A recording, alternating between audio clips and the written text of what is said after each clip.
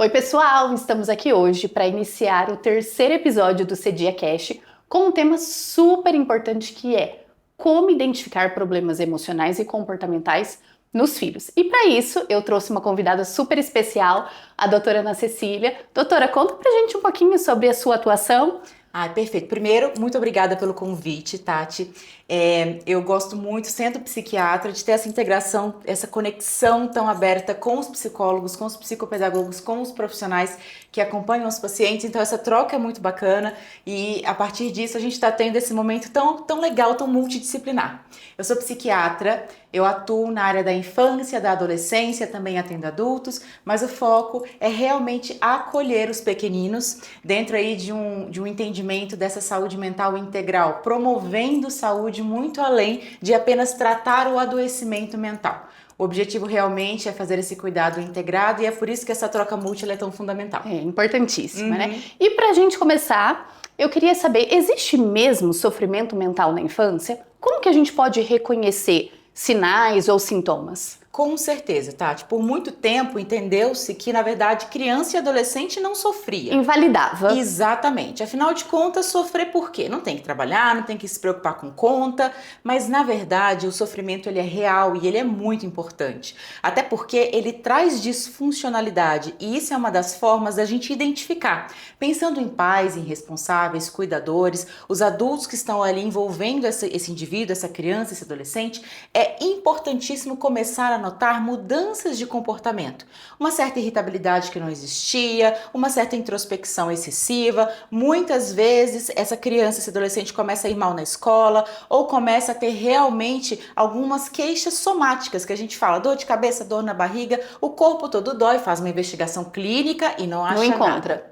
Exatamente. Então isso mostra como que é esse público, ele está pedindo pelo nosso olhar especializado, humano e atento sobre queixas que às vezes eles não conseguem expressar como nós.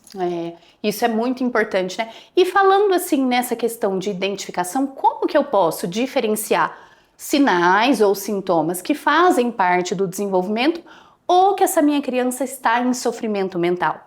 Isso é um aspecto extremamente importante, até porque, da mesma forma que nós temos pais, cuidadores responsáveis, que não conseguem identificar quando a gente está tendo um sofrimento muito claro, a gente tem também aqueles que acham que toda alteração que faz parte do desenvolvimento normal é doença, é adoecimento mental.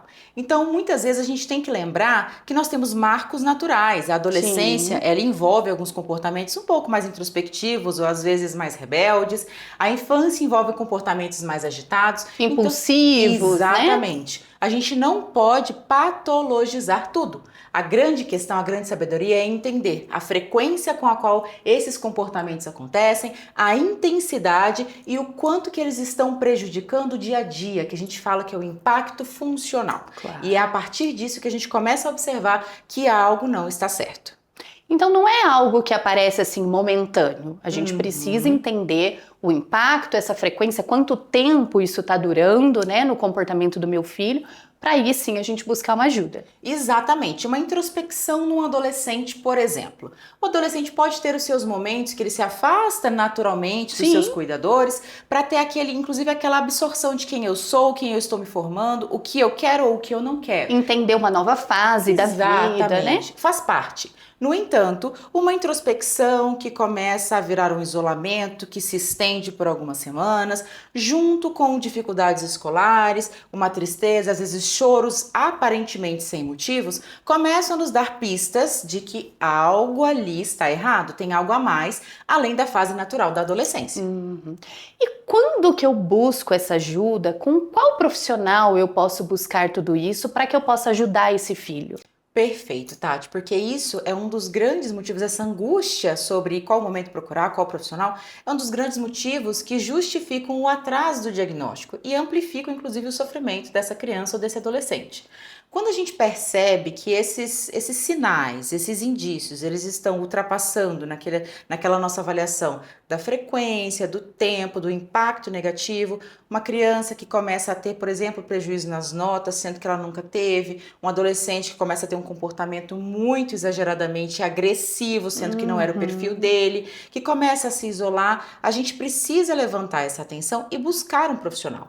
Saúde mental ainda é um tabu, a gente ainda tem essa queixa dos pais de sempre, nossa, eu demorei muito para buscar porque eu estava receoso de trazer um psiquiatra ou de trazer um A própria neurologista. busca pela psiquiatria, né? Eu percebo em contexto clínico o quanto às vezes as famílias têm uma resistência em buscar esse profissional. Exatamente. Ainda existe essa resistência. Melhoramos bastante, mas a gente ainda tem um certo receio, até porque ainda existem alguns mitos relacionados à hipermedicalização desses indivíduos, relacionados aos efeitos colaterais de medicação.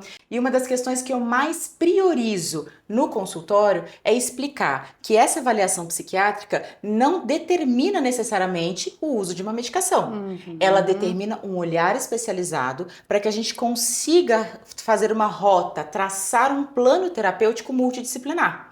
Claro. Então, se existe a necessidade da medicação, nós colocamos com a dose adequada, baseado num princípio e por um tempo específico. Mas, primordialmente, nós formamos essa rede de apoio com psicopedagogos, com psicólogos, com terapeutas ocupacionais, porque, muito diferentemente do que muitas pessoas acham, tratamento mental não é tratamento medicamentoso apenas. Tratamento, É uma junção. exatamente. É uma associação e nem sempre precisa de remédio. Então é importante a gente ter esse olhar especializado não só para desmistificar, mas também para promover esse cuidado, essa atenção e realmente cortar esse ciclo de sofrimento. E é importante porque os pais também precisam dessa psicoeducação. Sim. Se eles não compreenderem o como ajuda esse filho, o impacto de todos esses comportamentos, questões emocionais no filho, ele também não vai conseguir ajudar com tanta efetividade. Exatamente, até porque nós falamos que na infância e na adolescência, esse tratamento envolve necessariamente a família. A família, Né? Não há tratamento se a família não participar. Não. Eu sempre falo isso por aqui também, né? O quanto todas as crianças que chegam, crianças e adolescentes, que a gente precisa trazer todo mundo e que esses pais também precisam estar abertos para receber as informações, para a psicoeducação, enfim. E isso vai melhorar muito o trabalho com essa criança em si. Com certeza, até porque a gente está falando de perpetuar comportamentos aprendidos aqui no contexto da terapia dentro do ambiente de casa, dentro do ambiente escolar. Então a gente fala realmente dessa ação conjunta dos profissionais e também da família. Isso é muito importante porque eu converso muito com as famílias e também afirmo que a medicação, que às vezes ainda é esse tabu, ela não vai instalar novos comportamentos, novos repertórios. Por isso é um trabalho em conjunto. Exatamente. Eu costumo fazer até uma analogia de que o remédio, ele abre portas para que os terapeutas entrem e façam a acessam. Exatamente. Então, é apenas uma via de acesso. Doutora, falando um pouquinho de toda essa questão, de como envolve a família no tratamento, a gente tem alguns quadros que acabam sendo mais comuns dentro da clínica, como, por exemplo, depressão, TDAH. Como que eu consigo identificar sinais e sintomas que são mais corriqueiros do dia a dia para sinais e sintomas que podem ser compatíveis com o quadro? Eu digo que aquela tríade que a gente falou desde o início, ela é uma grande dica para identificar quando a gente precisa buscar ajuda especializada. Avaliar frequência, intensidade e o impacto funcional no dia a dia. Então, quando a gente fala, por exemplo, de um adolescente que começou a ter um momento mais isolado, ele tem o direito de ter aquele momento mais reservado, de ficar um pouco mais introspectivo, talvez mais pensativo e reflexivo sobre a fase que ele está passando. Sim. No entanto, se aquilo começa a perdurar por dias, por semanas, começa a vir persistência. Exatamente, que a duração desse sintoma começa a impactar a ponto desse adolescente, por exemplo, não querer sair para ir para a escola, não querer sair para ir para as atividades que ele tem, para estar com a família, com os amigos, e começa a vir junto com outros comemorativos, como, por exemplo, ficar com um comportamento mais irritado, mais triste, mais desanimado, impactando no seu dia a dia, aí eu tenho um quadro que é claramente relacionado a um processo depressivo. Então a gente vai olhando frequência, intensidade e impacto funcional daquele sintoma. Quando a gente fala, por exemplo, do TDAH, a gente precisa ter atenção a alguns detalhes. Hoje, nosso mundo está cada vez mais conectado, então a exposição a telas, ela realmente é frequente e ela é sim prejudicial quando em excesso. Então, como que eu distingo, por exemplo, se uma criança ela está com dificuldade atencional porque ela ficou em excesso de exposição à tela e aquilo ajudou na dispersão, na dificuldade de foco, ou se aquilo é um sintoma, por exemplo, de um TDAH? Novamente, intensidade, frequência e impacto funcional. Quando a gente fala do TDAH, a gente fala de uma desatenção, de uma dificuldade de foco e concentração que se manifesta desde muito cedo, que tem um impacto negativo não só na escola, mas em outros contextos e que gera disfuncionalidade. Nós temos no TDAH uma dispersão que não acontece só diante da tela, ela acontece em outros contextos também e traz realmente muitos impactos negativos na vida da criança e de quem está acompanhando.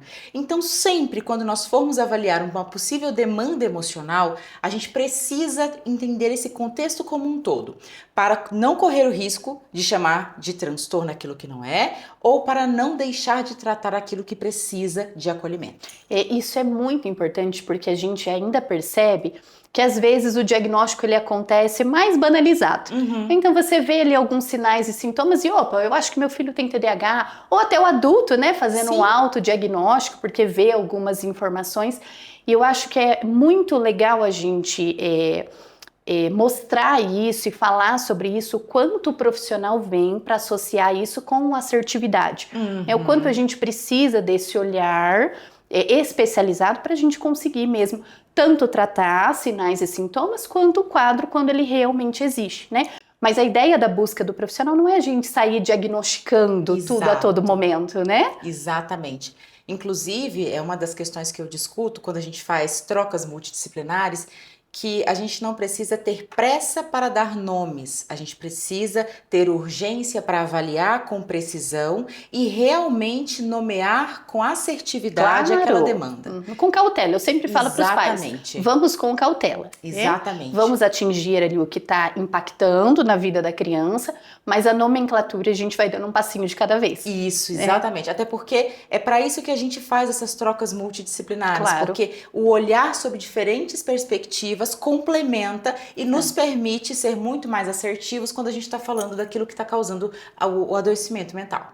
Doutora, e qual é a mensagem que você gostaria de deixar para as famílias, para os pais, profissionais, quando nós falamos em um tema tão importante que é saúde mental na infância e na adolescência? Olha, gente, eu falo muito o seguinte: não minimizem o sofrimento emocional. Não achem que criança e adolescente não sofre, não sente dor. Não entendam que, por serem muito pequeninos e por às vezes não saberem nomear aquela dor, eles não estão sentindo nada.